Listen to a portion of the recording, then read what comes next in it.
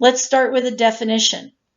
Variance is the average squared distance that x is to x bar. That's if you're working with a sample. If you're working with a population, it's the average squared distance that x is to mu. And this solves the problem of all the x minus x bars. When you add them all up, it solves the problem of them summing to 0. Why? Because as soon as you square a number, you make it positive. A negative times a negative is a positive. A positive times a positive is a positive. Now, you might be saying, well, the negatives change to positives. Yes, but you're still squaring all the numbers. So you're treating all the numbers the exact same way. There's no numerical discrimination. All right? So if we look at actual formulas, now these are called computational formulas.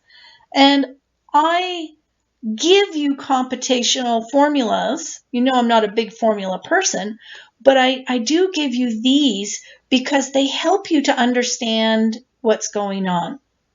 There's another type of formula. Did I just say computational formula? These are, if I did, wow, that would be really bad. And I owe you a huge apology if I said computational. These are definitional formulas. And I give you definitional formulas because they help define the concept that you're measuring. Computational formulas are supposedly easier to calculate, but looking at them, you have no idea why they work. But if we look closely at these formulas, we would see that, yes, they make sense. All right, so if you want to know how variable numbers are in a population, so let's say you have a data set, and that data set is of the population, we already said, well, to look at the mean dispersion, right, the average distance scores are away from the mean, what you need to do first is you take x, the score, and subtract the mean. That gives you a distance. But remember, if you don't do anything to change this, when you add them all up, you're going to get 0. So what does the square do? Well, the square takes whatever is in this parentheses here, and if it's negative, it's going to make sure it's positive, because again, a negative times a negative is a positive. So every single number in your data set gets squared. Every single deviation score, I should say, gets squared. So we're guaranteed not to have any negative numbers. So once you square every deviation score, then you add them up, and you're going to get some positive number here. You divide by n to give you the average. Okay, so this is the average squared distance. X minus mu is a distance. The average squared distance, x is to mu.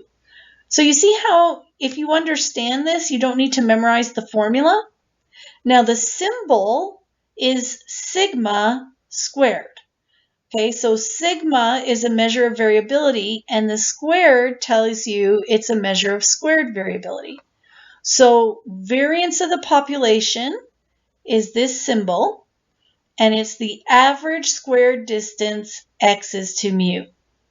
But what about the sample? Can we calculate variance of the sample? And the answer is yes, of course we can.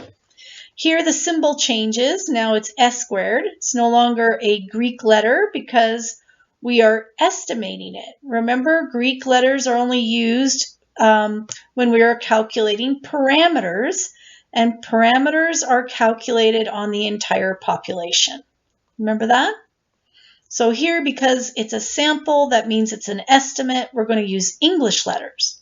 So let's look at what changes. Well, let's look at the definition first.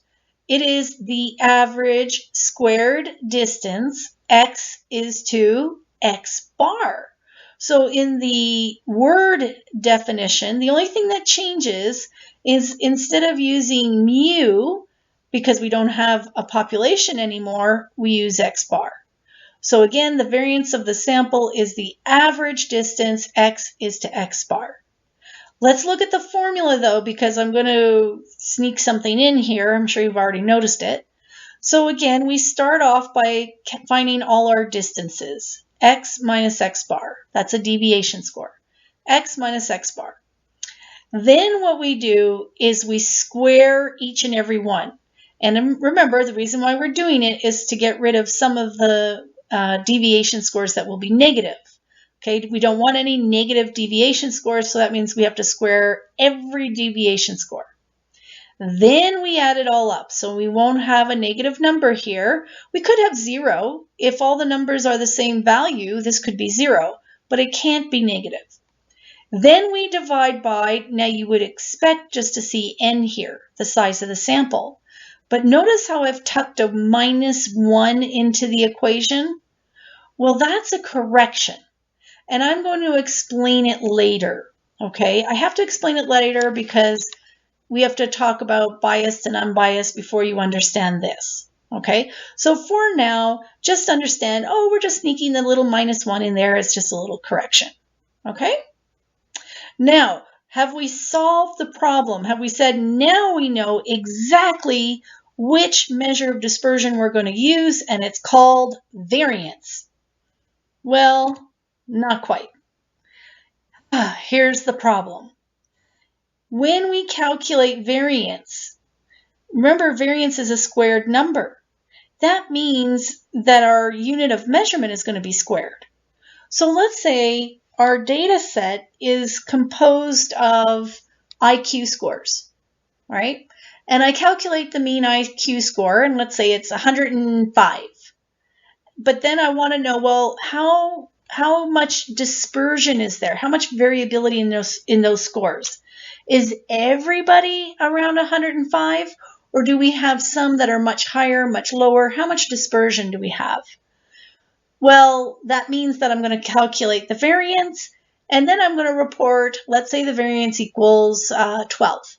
So I'm going to say the mean IQ is 105 with a variance of 12 squared IQ points. What is a squared IQ? All right, IQ times IQ is a squared IQ, but what is a squared IQ point? Do you see how that's difficult to visualize? What is a squared extroversion score? What is a squared friendliness score? So having squared units kind of confuses people. We can't really envision that. And so that brings us to the last way we're going to measure variability or dispersion, and the one that is used the most often, and that is called